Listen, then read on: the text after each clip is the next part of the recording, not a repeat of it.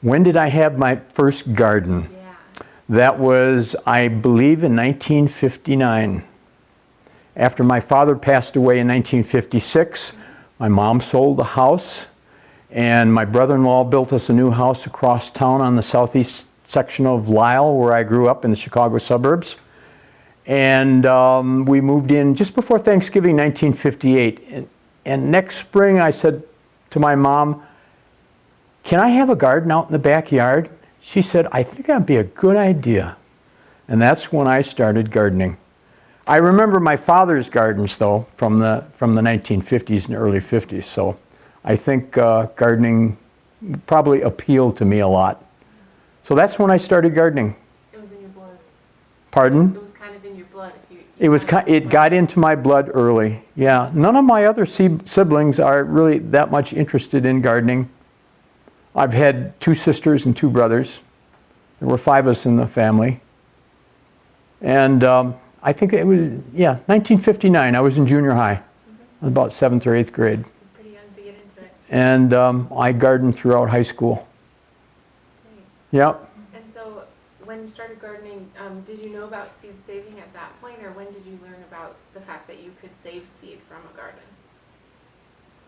When did I learn about seed saving? I think seed saving kind of, the experience of seed saving kind of came about in just little incremental steps.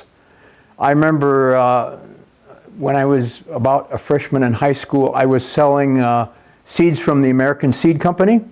I'd go around the neighborhood selling seeds, and I had leftover seeds at the end of my selling season. So I had these packets of California giant zinnias, and I planted them out by the dining room window in the back. And my brother-in-law had built the house so it was kind of terraced. The ground was terraced away from the house. And there was terraces probably on the west side of the house and on the north side of the house. The back of the house was even with the backyard. And I planted them in the backyard. I had these zinnias growing. In about August or September, I snipped off this dry flower head and decided to take it apart. And to my amazement, at the end of the petals, I found these arrowhead-shaped seeds that looked just like the seeds that I had gotten out of the packet in the springtime. And I started multiplying out those zinnias, and within a couple of years, I had enough seed that I could sprinkle them over those terraces like grass seed. And you should have seen what a display of zinnias I had one year. It was just amazing. That sounds beautiful.